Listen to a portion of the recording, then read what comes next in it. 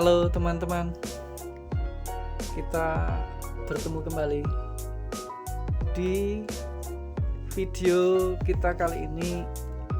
Kita akan membuat lampu disco atau lampu yang menyala sesuai dengan musik ya, sesuai dengan irama musik.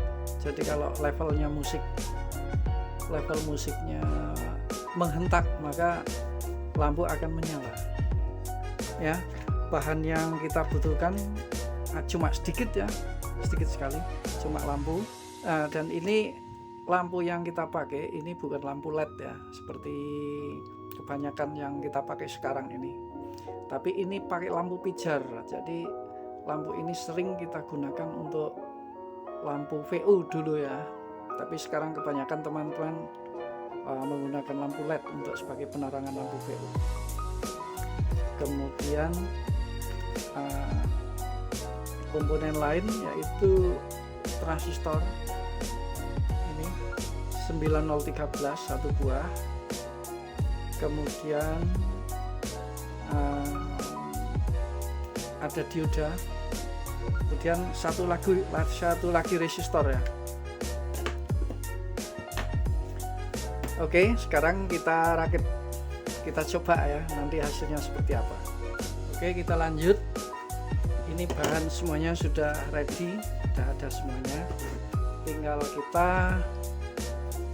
kita rakit.